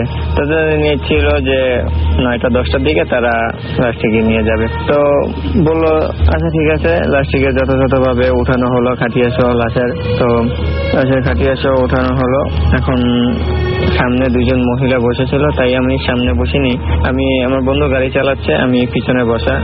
আমরা লোক 20 জন কি 22 জন হব। তো সবাই আমরা পিছনে বসা লাশের সাথে। তো আমি সেই বৃদ্ধ লোকটিকে দেখলাম খাটে লাশটির পাশে বসে, সে ফুপিয়ে ফুপিয়ে কাঁদছিল। তো অন্য সবার দিকে তাকালাম, সবাই তারা গুম হয়ে বসে আছে, কিন্তু ওই বৃদ্ধ লোকটি শুধু কাঁদছিল। তো আমি ভাবলাম যে হ্যাঁ হয়তো একটা লাশ, এটা কাঁদতেই পারে, স্বাভাবিক। তো আমরা বিক্রমপুর পৌঁছালাম। পৌঁছাইতে মাগরিবের আজান দিয়ে দিল। তো সেখানে তাদের আত্মীয় স্বজনরা, তো সেখানে তো একটা খুব কান্নাকাটির রোল পড়ে গেল। আমি দেখে আর বেশি কথা বলিনি, বা সেখানে কিভাবে ভাড়া টাড়া চাওয়া যায়। তো তারা লাশটিকে নিয়ে তাদের পারিবারিক একটু কবরস্থান আছে, তাদের বাড়ি থেকে একটু দূরে। তো তারা সেই কবরস্থানে কবর দিতে তাকে নিয়ে গেল লাশটিকে। তো আমি আমার বন্ধু বাসায় ছিলাম, কিছুক্ষণ ওয়েট করছিলাম যে তারা আসবো, ফিরে আসলে ভাড়া নিয়ে চলে যাব। তো সেখানে বসে একটা ছোট ছেলে হবে, সে তাকে জিজ্ঞেস করলাম আচ্ছা কিভাবে মারা গেছে। সে বললো স্ট্রোক করছে। আমি বললাম কি হয় তোমার? সে বললো আমার দাদু। বললাম, সে বলতেই মানে আমার ঘরের দিকে দেখাইয়া একটা ছবির দিকে তাকাইলো, বললো যে এই আমার দাদু। আমি দেখে তাদের ঘরের ভিতরে গিয়ে ছবিটাকে ভালো করে দেখলাম এবং তাকে আবার জিজ্ঞেস করলাম যে এই লোকটি কি মারা গেছে? সে বললো হ্যাঁ আমার দাদু, এটা সকালবেলা মারা গেছে। তাকে দাফনের জন্য তার ইচ্ছা ছিল, সে বিক্রমপুরে তাদের গ্রামে, তার এটাই তার বাড়ি, সেই বাড়িতে মাটি দেওয়ার জন্য। তো আমি কথা না বাড়িয়ে তার বড় ছেলে আসার মাত্রই তাকে আমি জিজ্ঞেস করলাম যে আচ্ছা এই লোকটি কি মারা গেছে? তাকে ছবি দেখে বললাম, আমি আমার বন্ধু দুজনেই জিজ্ঞেস করলাম যে এই লোকটি কি মারা গেছে? সে বললো হ্যাঁ এই লোকটি মারা গেছে। আমি তাকে আরো 2 বার জিজ্ঞেস করলাম যে এই লোকটি কি মারা গেছে? সে এক পর্যায়ে বিরক্ত হয়ে বললো যে হ্যাঁ এই লোকটি মারা গেছে, এমনিতেই তার বাবা মারা গেছে, এমনিতেই তার মন ভালো নেই। তারপরেও সে মন খারাপ করে বললো যে হ্যাঁ এই লোকটি মারা গেছে। আমি বললাম যে এই লোকটি কিভাবে মারা গেল? এই লোকটিকে তো আমরা বিকেল বেলা সে আমাদেরকে কন্ট্যাক্ট করলো যাত্রাবাড়ি বসে, সেখানে সে বললো যে আমার ক্লাস আছে, তোমরা বিক্রমপুর পৌঁছে দাও। সে খুব কাকতি মিনতি, মানে তাকে দেখে মনে হলো যে খুব অসহায় বা এরকম কিছু মনে হলো। সে আমাকে খুবই কাকতি মিনতি করে বললো যে ক্লাসটিকে বিক্রমপুর পৌঁছে দাও। এই কথা বলতে তার বড় ছেলে আর নিজেকে সামলাতে পারলো না, সে খুবই মানে কেঁদে ফেললো। তারপর আমি জিনিসটা খুব আফসোস বা বুঝে আমি সেখান থেকে আমার বন্ধু ভাড়া টাড়া নিয়ে চলে আসলাম। তো আমি আস্তে আস্তেই বন্ধু এবং আমি দুজনেই মানে দুজনের ভিতরে একটু কথা বললাম যে কি অবস্থা, কি হলো, জিনিসটা কি দেখলাম আমরা। রাসেল ভাই এই ব্যাখ্যাটা আমি এখন তো বুঝে উঠতে পারিনি, তবে একটা জিনিস বুঝছি যে হয়তো সে লোকটি মারা গেছে সকালবেলা, তার লাশটা সে চাচ্ছিল সে খুবই তাড়াতাড়ি দাফন করার জন্য, এই জন্যই সে কাকুতি মিনতি করে আমার কাছে গাড়ি দেখেই তাড়াতাড়ি এসেছিল। তো রাসেল ভাই এই ছিল আমার ঘটনা। থ্যাংক ইউ রাসেল ভাই। ওকে রাসেল ভাই, আমার নাম হচ্ছে মুনতাসির, আমি উত্তরা থেকে এসেছি, শান্তমান ইউনিভার্সিটিতে আমি বিবিএ করছি। ওকে, ডিটেল ঘটনা যেতে হলে আমাকে যেতে হবে 2009 সালের দিকে। আমি তখন কলেজের স্টুডেন্ট। আমাদের একটা ইন্টারন্যাশনাল অর্গানাইজেশন ছিল যেটার একটা সেমিনার অ্যাটেন্ড করার প্রয়োজন ছিল আমাদের ঢাকাতে, সেটা হবে। আর আমরা তখন ছিলাম সিলেটে।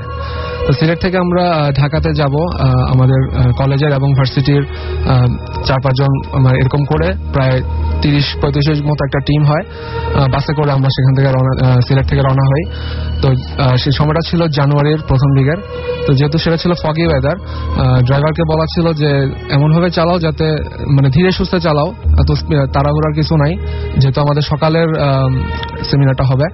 তো এইভাবে ড্রাইভার চালাচ্ছিল। তো ফজরের একটা টাইমে যখন আমরা প্রায় ঢাকার কাছাকাছি চলে আসি, তো এরকম ফজরের নামাজ পড়তে হবে, তো বাস একটা জায়গায় থামায় এবং আমরা সবাই নামি। আস্তে ধীরে নেমে দূরে মানে হাইওয়ে রোডে দূরে দেখতে পাই একটা মসজিদ, আশেপাশে বাগান আছে, মসজিদ একটু ভিতরে।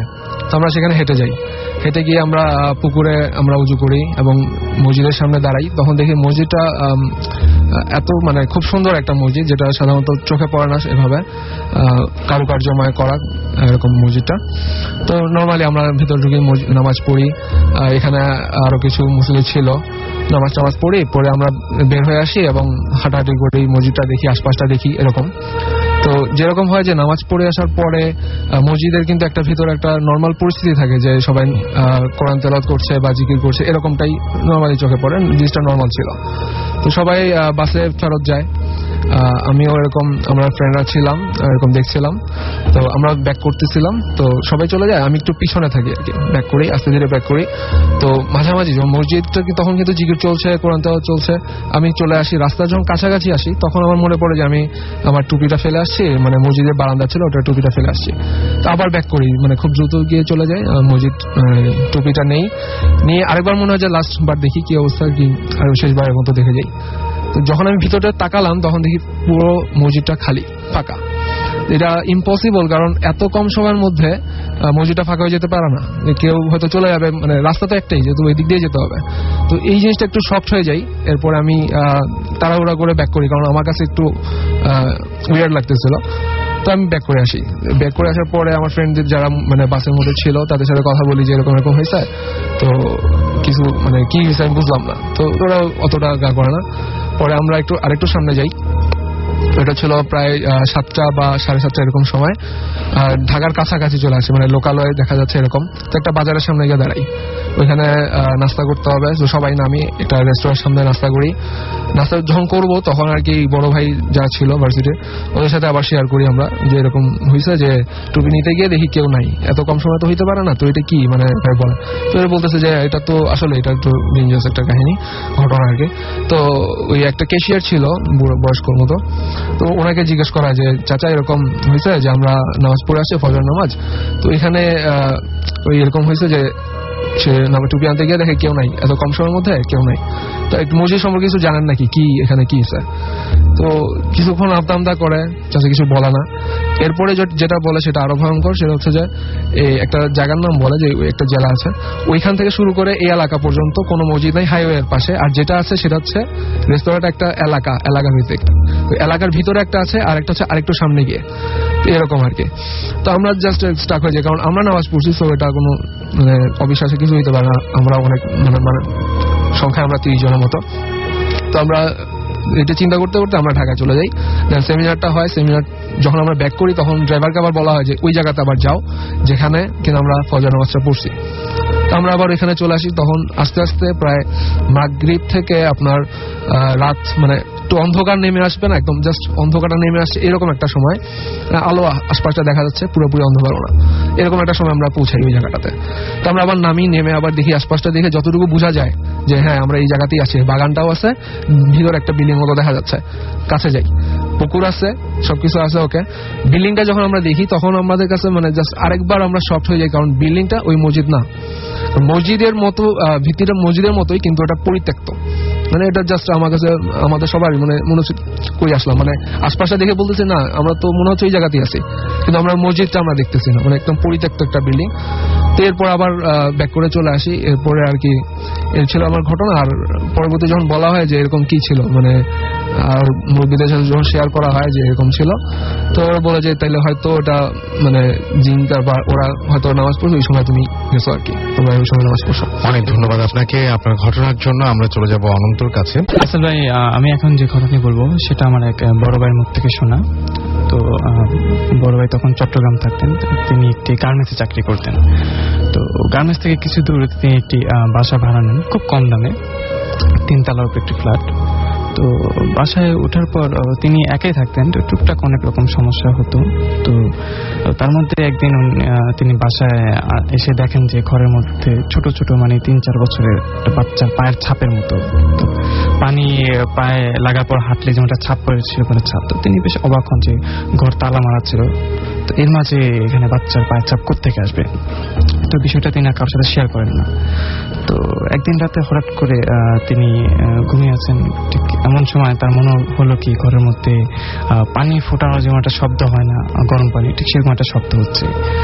তিনি চোখ মেলে তাকিয়ে দেখেন যে তিনি খাটের উপরে নেই, খাটের নিচে, তাকে কেউ একজন, অর্থাৎ মনে হচ্ছে যে খাটের থেকে খাটের নিচে এনে ফেলে দিয়েছে। ঠিক তখনই তার মনে হলো কি যে ঘরের কোণে মানে একটু জমাট অন্ধকার, মানে কিছু একটা বসে আছে।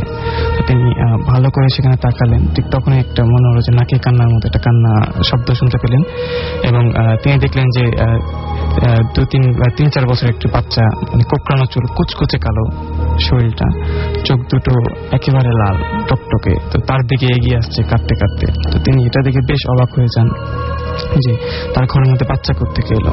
বাচ্চাটা কাঁদতে কাঁদতে একেবারে তার সামনে চলে আসেন এবং এক দৃষ্টিতে তার দিকে তাকিয়ে থাকেন, এবং কিছুক্ষণ পর সেটা অদৃশ্য হয়ে যান। এটা দেখার পর তিনি বেশ অবাক হন এবং বেশ ভয় পেয়ে যান। এরপরে তার আর কিছু মনে নেই। তো পরদিন যখন তার জ্ঞান ফিরে, তখন তিনি দেখেন যে তার কলিগরা তার পাশে। তো তার কলিগ, তিনি যখন অফিস যাননি তখন তার কলিগরা তার বাসায় তার খোঁজ নিতে আসেন, এসে দেখেন যে তিনি তার ঘরে ফ্লোরে পড়ে আছেন। তো পরবর্তীতে তিনি সেই বাসার যে বাড়িওয়ালা থাকতো কিছু দূর অন্য একটি বাসায়, তো তার কাছে যান এবং বিষয়টা জানতে চান। তখন বাড়িওয়ালা তাকে বলে যে বেশ কয়েক বছর আগে এখানে একটি ফ্যামিলি ভাড়া থাকতো, তখন তার একটা ছোট বাচ্চা এই ঘরের মধ্যে, গ্যাসের চুলা ছিল না তখন, লাকির চুলা ছিল, তো সেই চুলার মধ্যে পড়ে মারা যায় আগুনে পড়ে। তো তারপর থেকে আসলে এই ধরনের সমস্যা সেই ঘরের মধ্যে হয়। এটাই ছিল আমার ঘটনা। অনেক ধন্যবাদ অনন্ত আপনাকে। আমাদের সাথে আরো একজন অতিথি রয়েছেন, তার কাছে আমরা শুনবো। ইন দ্য মিন টাইম আমরা কিছু SMS আমাদের মধ্যে চলে এসেছে, যখন অনন্ত গল্প বলছিলেন। এবং শরীফ, ওকে, আমার বাড়ি সিরাজগঞ্জ জেলার বেলকুচি থানার আগুরিয়া গ্রামে। আমি এসেছি দক্ষিণ পীরেরবাগ, আমতলা, মিরপুর, ঢাকা থেকে। তো আমার ঘটনাটা হলো, ঘটনার প্রত্যক্ষদর্শী আমি না, প্রত্যক্ষদর্শী আমার বিয়ে। আচ্ছা। তো সে এখন ইলেকট্রিক্যাল ইঞ্জিনিয়ারিং এ পড়াশোনা করতেছে ঢাকা একটা প্রাইভেট ইউনিভার্সিটিতে। তো তিনি কোরআনের হাফেজ। তো সে তামাই ইসলামিয়া ফাজিল মাদ্রাসায় হেফজ শাখায় পড়াশোনা করত। তো তারা 1 থেকে 150 জন ছাত্র হেফজ শাখায় পড়াশোনা করতো। তার ভিতর একটা ছেলে ছিল, রোকন নামে একটা ছেলে ছিল, খুবই সুন্দর, অনেক সুন্দর চেহারা। তো তারা 50-60 জন একটা রুমের মধ্যে শুয়ে থাকতো আর কি। রুমে 4-5টা দরজা ছিল, 4 থেকে 5টা দরজা ছিল। তো তাদের মানে 50-60 জনের মধ্যে মানে অনেক সময় দেখা যেত যে রোকন তাদের পাশে শুয়ে থাকতো না, কোথায় যেন উঠে যায় আর কি। তো রোকন আপনার তো রাসেল যিনি আমার বিয়ে, তো সেও দেখতে পায় যে নাই, সে রকম নাই, পাশে নাই। তো তারা পরামর্শ করে, বন্ধু 4-5 জন মিলে পরামর্শ করে যে এরকম, যে পরামর্শ করে যে দেখি রকম যায় কোথায়। তো তখন ঘটনার দিন রাতে গভীর রাত্রে তো একটা শব্দ শুনতে পায় আর কি। তো এখানে আরেকটা কথা বলতে চাই রাসেল ভাইয়া, যে যারা 50-60 জন যে একটা রুমের মধ্যে যে শুয়ে থাকতো, তো প্রত্যেকের মাথার বালিশের পাশে একটা থাকতো আর কি, একটা ট্রাঙ্ক থাকতো, একটা করে ট্রাঙ্ক থাকতো আর কি। তো যেদিন ঘটনাটা ঘটে সেদিন সবাই শুয়ে আছে। তো 4-5 জন শো অবস্থায় একটা শব্দ শুনতে পায় আর কি। সবারই চোখ বন্ধ করে আছে। যখন শব্দ শুনতে পায় তখন রাসেল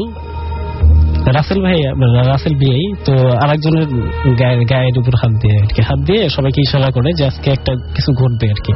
তো যখন শব্দটা শোনার পরে তখন তারা মিটমিট করে তাকানোর পরে দেখে যে এরকম একটা হাত ঢুকিয়ে দিচ্ছে আর কি। ওই শব্দ হওয়ার পরে দরজাটা একটু ফাঁক হয়ে গেছে, কিন্তু 4-5টা দরজাই কিন্তু বন্ধ, দরজাগুলি খিল দিয়ে লাগানো আর কি। তো শব্দ হওয়ার পরে একটু ফাঁক হয়ে যায়, আঙ্গুল পাঁচেকের মতো ফাঁক হয়ে যায়। তো তখন একটা হাত ওই দরজার ফাঁক দিয়ে ঢুকিয়ে দেয় আর কি।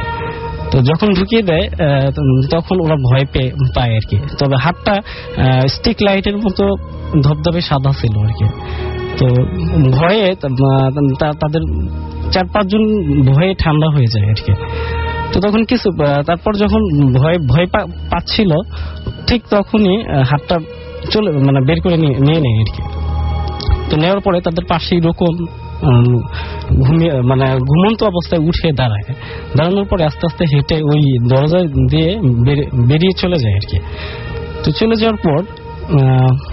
যাওয়ার পর আপনার 4-5 জন উঠে বারান্দায় যেয়ে দাঁড়ায়।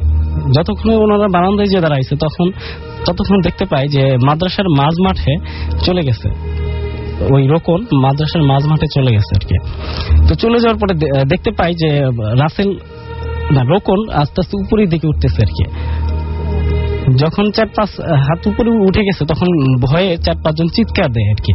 চিৎকার দেওয়ার পর ধেপাস করে রোকন পড়ে যায় আর কি। পড়ে যাওয়ার পর তখন সবাই চলে আসে, আরো ছাত্ররা চিৎকার শুনে চলে আসে এবং হুজুর চলে আসে আর কি। তো হুজুরা চলে এসে মাঝমাঠ থেকে রোকনকে নিয়ে আসার পরে যখন রোকন যখন জ্ঞান ফিরে আসে তখন রোকনকে বলা হয় যে তুমি কোথায় গিয়েছিলে। তখন রোকন কিছু বলতে পারে না, তখন বলে কেন আমি তো ঘুমিয়েছিলাম। তো রাসেল ভাই এই ছিল আমার ঘটনা। অনেক ধন্যবাদ আপনাকে। আমার কাছে একটা ঘটনা রয়েছে, সেই ঘটনাটা আমি একটু পড়ে ফেলতে চাই। এবং অনেকেই এখানে আসেন, এবার আবার অনেকে আসতে পারেন না, নানা কারণেই। তাদের মধ্যে একজনের ঘটনা আমি পড়ছি, যিনি লিখছেন ঠিক যেভাবে লিখেছেন আমি সেভাবে পড়ছি।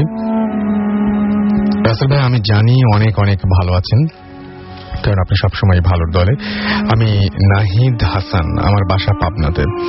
আমার ঘটনা যদি আপনাদের পছন্দ হয় তবে পড়ে শোনাবেন রাসেল ভাইয়া। তাহলে আমি ঘটনা শুরু করি। ঘটনাটি 2010 সালের আনুমানিক সেপ্টেম্বর অক্টোবরে আমার নিজের সাথেই ঘটে। 2010 সালের এসএসসি রেজাল্ট বের হওয়ার পর আমি পাবনা পলিটেকনিক ইনস্টিটিউটে ডিপ্লোমা ইন ইঞ্জিনিয়ারিং এ ভর্তি হই। তখন যে কোনো একটা কারণে 6 মাস আমাকে স্টুডেন্টস মেসে থাকতে হয়। মেসটার একটা রুমে আমরা 4 জন থাকতাম। আমরা যে রুমটাতে থাকতাম তার পাশেই ছিল 2টা রুম। 4 জন একটা রুমে থাকার ফলে আমার লেখাপড়ায় খুব সমস্যা হতো। তাই রাতে ওরা ঘুমিয়ে যাওয়ার পর আমি পড়তে উঠতাম। ঘটনার দিনও আনুমানিক রাত 12টা-1টার দিকে আমি পড়তে উঠি। আগেই বলে রাখা উচিত, রোজ আমি যখন পড়তে উঠতাম তখন শুনতাম আমার রুমের সাথের বাথরুমে টিপ টিপ করে পানি পড়ছে। স্বভাবত আমি খুব বিরক্ত হতাম এবং যে দেখতাম পানির ট্যাপ খোলা। বন্ধ করে দিয়ে রুমে এসে আবার পড়তে বসতাম। 10-15 মিনিট পর আবার সেই শব্দ। আমি যে বন্ধ করে দিয়ে আসতাম আর ভাবতাম মনে হয় কেউ ভুলে খুলে রেখে গেছে।